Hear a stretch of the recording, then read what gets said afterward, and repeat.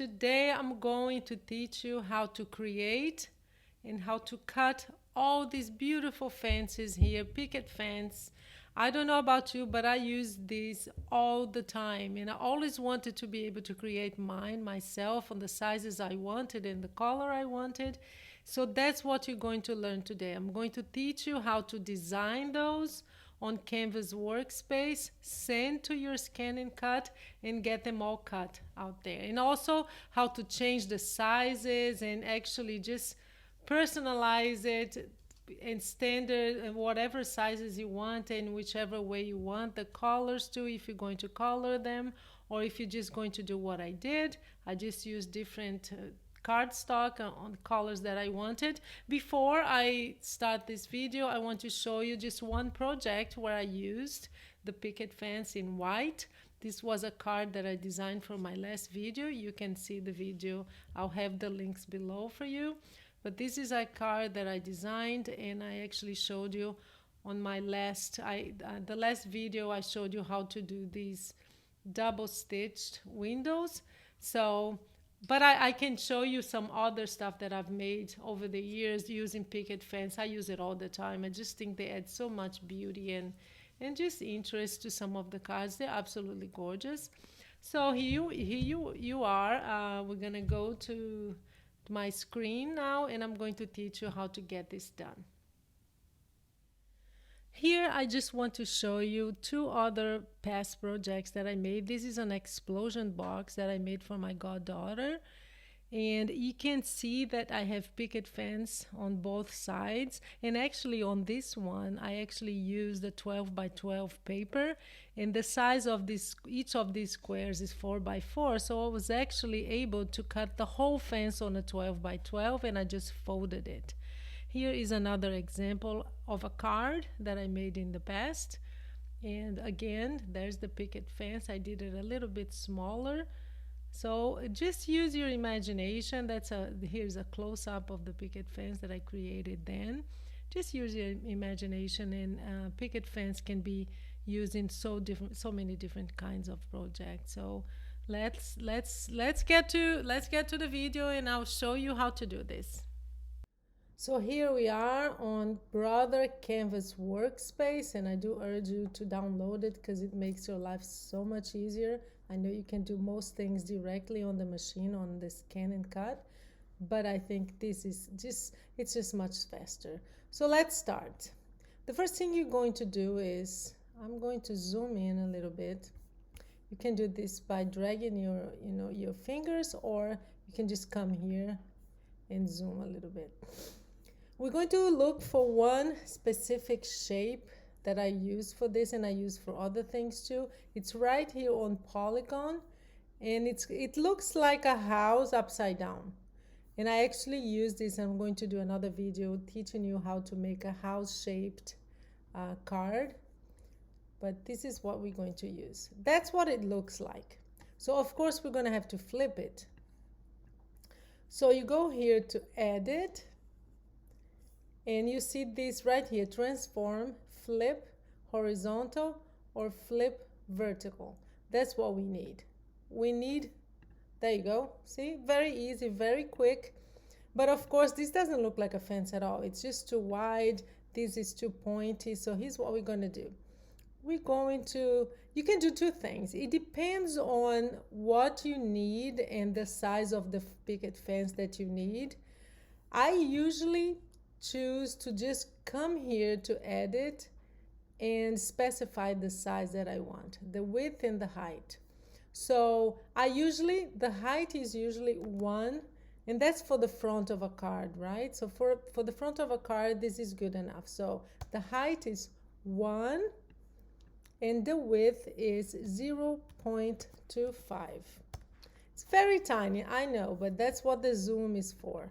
We're going to zoom in and we're going to look at it. So, wow, that's still too small, but that's fine.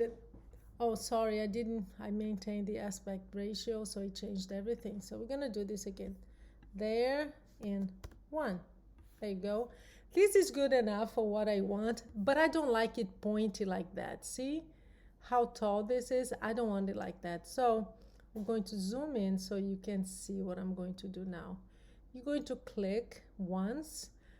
The moment you click twice, and I'm going to choose to click here, you see that this changes to blue. It means that you can alter that by holding this point here that's blue. So that's what I do. I just go down a little bit and I go, it just looks good now. It's not as pointy anymore. Move a little bit to the right, and that's that. Kind of looks perfect now, see? I changed it because I don't like it as pointy, but it's personal preference. If you like it, that's fine. So what I'm going to do now is to duplicate this all along so you can, it actually starts looking like a picket fence. So we're going to copy and paste to have two. You can either do this by Command-C, Command-V, or Control-C, Control-V if it's PC, right? Mine is a Mac. And we're going to align it. You don't have to do this by hand and just eyeballing it. I always teach you guys, the best thing to do is to just select both. You can just drag your mouse and you're going to select both things here, both shapes. And you come here to align objects and you're going to align middle. If you click here, they're going to be one on top of the other. So if you want it sideways to align, you click on this one. See how it's perfectly aligned now? And what you're going to do now, you're going to copy and paste again, but both of them, because it goes faster. Again, let's align. Or you can either do this one by one, or you can right now I can just copy and paste again 4. And I just put it anywhere really. It doesn't really matter. Let me just move a little bit. It will depend on how wide you want your picket fence. But I'm still going to do this again with 6. Copy and paste. Let me just zoom out a little bit so you can see.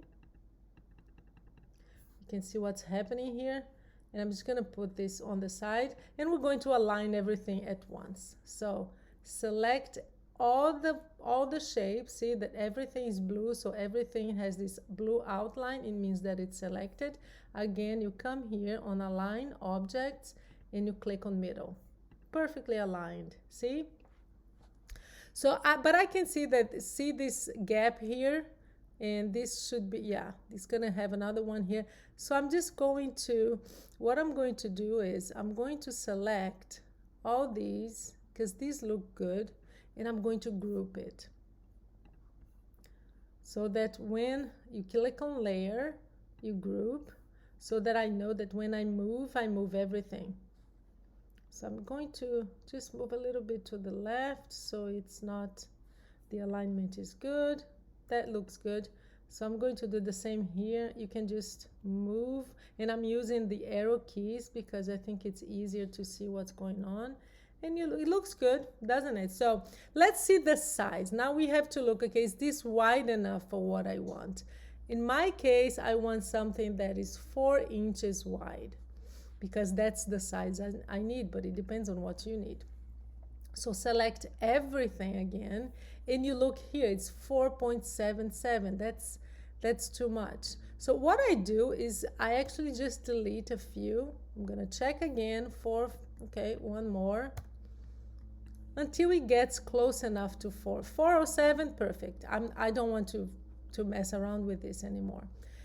So what I'm going to do now is just group everything so that I have just one object, and I do that just to make sure that I don't make any mistakes, and I move one around and then you have to realign again. So you come here to layer and you click on group. So this is one object now. See, I can move it around. And now I'm going to teach you to do the second part of the picket fence. And this is the one that I really love because it's kind of magical. I'm going to zoom in again so we can see it really close. A little bit more. And I'm going to show you how to do the, the picket fence is not loose like this, right? They're united by a bar here, actually 2. So that's what we're going to do now. We're going to go back to shapes. I'm going to click on this one. Oh, it's very big, so that's why you can see it. if I see where it is. So I'm just gonna move here so we can see, and I'm going to zoom in again. Good. What I'm going to do now is just eyeballing it and see how wide, how thin or wide I want this to be. This is a little bit too thin, I think. You can do the same thing by just clicking here and choosing and specifying your width and height, but I don't do that. I just eyeball it because I think this one is easy to do. And I move it around. Here's a tip for you. Make sure that this bar here doesn't touch this part of the fence here, because when we weld, one time I made this mistake. I moved it too far to the right, and it was kind of going off a little bit like this. And when I welded it, there was a dent on it. So that's what I learned by making mistakes. So I just eyeball it here, and I think it looks good. What I do now is click on it, copy, and paste, and we're going to do the same. Let's see if this is high enough. I think it is. Yeah, that should be good. It looks aligned here and aligned here because they're the same size. And it doesn't really matter if it's perfectly aligned on the right, because we're going to weld it. So here's the magic. I absolutely love this part. What you're going to do is select everything. The two bars that we created and the fence. And we're going to go down here to process overlap. See these shapes here? One is weld, the second one is divide, and then it goes on and on. We're going to choose the first one. You're going to weld it, and you're going to see how great this is, and it makes it perfect. So I'm going to click on weld, and what it does is that it transforms all the shapes in one. It welds them together. And here we are. We have our beautiful picket fence. I'm going to click on it and just put some color on it, just so you see. And now you can just play around with colors, because if you do have on your ScanNCut the possibility of coloring, you can do that, because I know that they have those. There's something that you can use with any pen, the pen holder, yeah, I think. But what I do is I just cut on different cardstock with the color I want. And you can play around, and this is actually useful here just for you to look and see at the colors. Well, maybe this looks better on my card. No, this is better. And I just play around to see, and I think it just shows you what it's going to look like when you cut it. The other thing that I want to tell you, just to end this video, is that you can play around with sizes too. If you click on it and you look here on width and height, you can just specify, oh, I don't want 4. I want maybe 5, because I want to cover a larger area. So you can do it like that, or you can just play around this. I want it a little bit taller, so you just push it up and down. See? It doesn't really matter. Once you have the basic shape done and welded, you can just play around with it in terms of sizes and how thin you want these spikes here to be. So you just play around depending on what you want, but just make sure that this is always unclicked. Because if you click, when you move around, it doesn't really let you play with both and specify the size you want. So you don't want to maintain the aspect ratio. You just want to really make it the size you want. See, you can go up and down, but that's that. This is how you create your picket fence, and now you can create, and you can also, of course, duplicate, because sometimes you need 2, right? You can cut and paste again, and one will be bigger because you can test it out and do whatever you want, and can make it larger or taller. So this is it. I hope you enjoyed this video. Please like and subscribe and send it to your friends. If you have friends who have ScanNCut and know how to do it, and they want to learn how to do this, because I don't know about you, I use picket fence all the time. Thank you so much, and I hope you have fun. Now I'm going to show you some of them being cut. Well, the last thing we're going to do is to sand this file. what I'm gonna do is I'm going to cut a few different sizes of fans. So I'm just gonna make sure I have more than one. And we don't need any color for sure here. I don't think this makes any difference, but anyway. I don't think it makes any difference because we're just gonna cut it. So I want to cut at least three different ones. There you go. This one, let me see how big it is. Yeah, there you go. So here what we're going to do is we're going to send this, and you're going to click on export and transfer. If you don't have one that picks up from Wi-Fi, you can just save it on your computer and send it to there. It depends on the kind of machine you have, but you can save it and just put it in a flash drive and save it there and just bring it to the machine. But I can do this, so I'm going to export and transfer, and it asks me where to transfer. I'm going to transfer via the internet, and there you go. It says that the machine is ready, so I'm going to go to the machine now.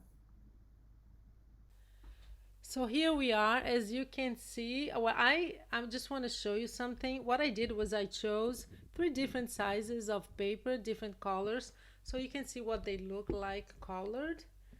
And what we're gonna do next now is just retrieve data, and I sent it through my Wi-Fi, so that's where it's going to be. And we're going to look now. It's retrieving the file and see, but I don't know where the paper is, because actually I think the paper is more centered here. What I'm going to do is to click here, because this tells the machine to scan it. And we're going to start, we're going to scan, and then it's going to show me where the paper is. So this, oh, position 2. There you go. It says that the paper is too thick, but it's okay. If it's thick, we're just gonna do it again. It depends on the cardstock you're using, or if it's foam or something like that. So it's now scanning, and when it comes back, it's going to show me where the paper is positioned related to the file, or related to the picket fence, which would be perfect because I can just see it's already showing here where the picket fence is, and I'm just gonna move it around. I'm going to show you something else, because I can see that I can get more than once, and I want you to learn this. So I'm going to click on edit, object edit, and I'm going to add one more of those. So you just click here when there is a plus signal, and you say I want one more. So you click and see it gave me another one. So I have 4 now, because I do think I can fit 4 here. Let me just see.